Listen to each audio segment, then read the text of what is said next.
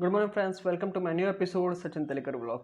आज हम जिस कंट्री के बारे में बात कर रहे हैं फ्रेंड, उस कंट्री का नाम है Poland. Officially the Republic of Poland is a country in central Europe. Closest country पे आते हैं तो जर्मनी, स्लोवाकिया और बेलारूस इसकी क्लोजेस्ट कंट्री है फ्रेंड। पॉपुलेशन पे आते हैं तो 3 करोड़ 68 लाख पॉपुलेशन है इसकी, पोलैंड की। ऑफिशियल लैंग्वेज पे आते हैं तो पॉलिश है। कैपिटल पे आते हैं तो वॉर्सो, लार्जेस्ट सिटी भी वॉर्सो। इतने ग्रुप पे आते हैं तो 98% पॉलिश। रिलीजन पे आते हैं तो 73% क्रिश्चियनिटी, 72% कैथोलिज्म।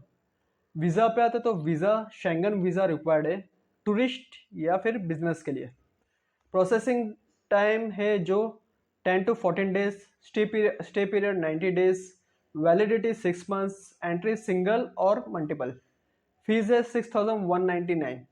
करेंसी पे आते तो जो पोलैंड की करेंसी चलती है वो है पॉलिश ज़्लॉटी। पॉलिश ज़्लॉटी इसकी करेंसी है। वहाँ का एक पॉलिश इंडियन करेंसी में होते हैं 20.65 INR। ठीक है, तो ठीक ठाक करेंसी है। ठीक है, बहुत कम भी नहीं है और बहुत ज़्यादा भी नहीं है। Compare to USA, New Zealand, Australia वैसी नहीं है। लेकिन पोलैंड की करेंसी जो है वो है पॉलिश। वहाँ का एक पॉलिश इंडियन करेंसी में होते हैं 20.65 INR। अभी हम आते हैं इसके ड्राइविंग साइड पे। ड्राइविंग साइड है राइट, कॉलिंग कोड है +48। अभी हम आते हैं इसके minimum, average and high salary पे। तो 1910 पॉलिश तो इंडियन करेंसी में होते हैं 38,000 48,000 के आसपास। एवरेज है 7,000 तो इंडियन करेंसी में लगभग होते हैं 1,50,000। हाई है 20,000 तो इंडियन करेंसी में लगभग होते हैं 4 से 5 लाख रुपए, 4 to 5 लाख। ठीक है, it's depend upon your qualification, experience. ठीक है, कौन से पोस्ट के लिए आप अप्लाई कर रहे हो वो बेस पे भी आपकी जो सैलरी है वो डिसाइड होती है फ्रेंड्स। ठीक है, अभी हम आते हैं इसके कॉस्ट ऑफ लिविंग पे। अगर हम बिजनेस या जॉब पॉइंट ऑफ व्यू से जाते हैं तो कॉस्ट ऑफ लिविंग भी जानना जरूरी है फ्रेंड्स। ठीक है, जो भी मैं कहूँगा वहाँ की लोकल करेंसी पॉलिश में कहूँगा। ठीक है, पोलैंड ज़्लॉटी। तो मिल्क है 1 लीटर 3.82। राइस है 1 kg 6.66 ज़्लॉटी। एग है 12 पीस, 12 वहाँ की लोकल करेंसी ज़्लॉटी। एप्पल है 1 kg 4। टमाटो है 1 kg 11। पोटैटो है 1 kg 4। ऑनियन है 1 kg 5। वाटर है 1.5 लीटर 2.50 ज़्लॉटी। अब अभी हम आते हैं इसके अपार्टमेंट पे। अगर हम वहाँ पे जाते हैं बिजनेस या जॉब पॉइंट ऑफ व्यू से तो अपार्टमेंट की जो कॉस्टिंग है वो भी जानना ज़रूरी है। तो 1 बेडरूम इन city 2500 zloty, outside city 2000 zloty. 3 bedroom इन city 4000 zloty, outside city 3500 zloty. अभी हम आते हैं इसके रूट पे। अगर हमें जाना है तो कौन से रूट से किस तरह से जाइए, तो मैंने जो चूज़ किया एयरलाइंस वो है टर्किश एयरलाइंस। रूट बनता है मुंबई दिल्ली से इस्तांबुल, इस्तांबुल से पोलैंड। जो रिटर्न टिकट जो बनेगी वो है 55 to 60,000 के आसपास आपकी रिटर्न टिकट बनेगी फ्रेंड्स। ठीक है, अभी मतलब इसके मैंडेटरी डॉक्यूमेंट्स, क्या डॉक्यूमेंट्स लेके जाना पड़ेगा और क्या चाहिए डॉक्यूमेंट्स। मैंडेटरी डॉक्यूमेंट्स में क्या है, क्या लगेगा हमें। तो passport with 3 to 4 blank page. ठीक है, फिर वीज़ा, ऑब्वियसली हमें वीज़ा लगेगा। शेंगन वीज़ा रिक्वायर्ड है इंडियंस को पोलैंड जाने के लिए।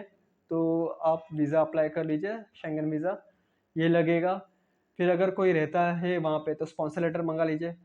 या अगर नहीं है, आपका कोई रेफरेंस नहीं है, कोई जान पहचान वाला रिलेटिव्स वहाँ पे कोई नहीं है, तो आप होटल बुकिंग करवा लीजिए। ठीक है, तो passport, visa, hotel reservation, return tickets हो गए, ये 4 तो चाहिए, मैंडेटरी है। फिर पुलिस क्लियरेंस सर्टिफिकेट लेके जाइए, मेडिकल सर्टिफिकेट लेके जाइए, ट्रैवल इंश्योरेंस करवा लीजिए, क्रेडिट कार्ड, डेबिट कार्ड लेके जाइए। फिर जो फंड्स है उसको आप कन्वर्ट करा लीजिए यहाँ पे इंडिया में, क्योंकि एयरपोर्ट पे थोड़ा एक्सपेंसिव आपको पड़ेगा।